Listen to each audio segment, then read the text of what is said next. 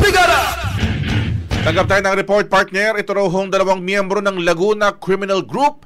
Kabilang daw ang isang dating rapper.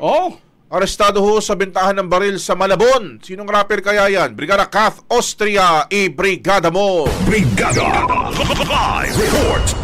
Arestado ang dalawang miyembro ng Laguna Criminal Group kabilang ang isang dating rapper sa ikinasang bypass operation ng Criminal Investigation and Detection Group Northern District Field Unit sa Paradise Village, Barangay Tonsuya sa Malabon.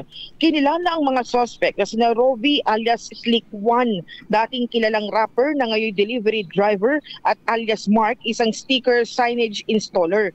Nahuli ang dalawa sa aktong nakikipagpalitan ng isang caliber 38 revolver, isang loose firearm na ipinagbabawal sa ilalim ng batas at kasalukuyang umiiral na election gun ban. Ayon sa ulat na nakarating kay CIDG Director Police Major General Nicolas Torre III, ginagamit umano ni Slick One ang kanyang trabaho bilang delivery driver upang maisagawa ang iligal na bentahan ng baril sa mga lungsod ng Caloocan, Malabon, Navotas at Valenzuela o Camanava area. Sinampahan na mga suspect ng kasong paglabag sa Republic Act 10591 o Comprehensive Firearms and Ammunition Regulation Act at maging na rin sa paglabag sa election gun ban. Hindi ako masyadong familiar dito kay Slick One, Brigada Gab and Brigada Apps, pero dating miyembro daw to ng dating rapper.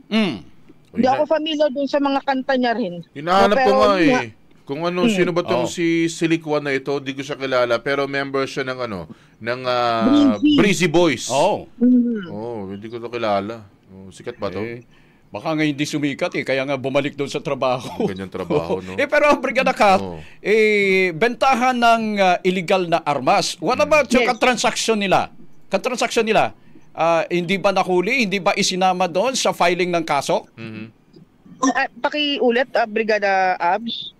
Yung katransaksyon nila sa pagbebenta ng illegal na droga. Baril ito. Bypass operation baril. Tama. Oo. Ito ay bypass operation, nagpanggap na buyer yung police. Yun nga, naaktuhan na nagbebenta ng baril itong mga suspect, yung dating rapper at yung isa niya pang kasama. Ang dito, Laguna Criminal Group, bago daw ito Pero ang nangyayari dito ay sila daw ay involved sa bentahan ng gun running activities dyan naman sa Camanava. Sa Camanava, layo ng South to North.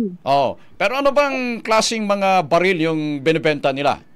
Ang sinabi lang dito, Brigada Abs, isang caliber 38 revolver yung involved dito. Isa lang naman. Pero kasi gun running at kasama pa sa bagong tatag na criminal group, malaking bagay sa CIDG na merong nahuling miyembro nitong criminal group na ito.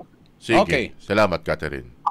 Maraming salamat mula rito sa Campo Crame in the heart of changing lives. Ako si Brigada Kath Austria ng 105.1 Brigada News sa Manila, the Music and News Authority.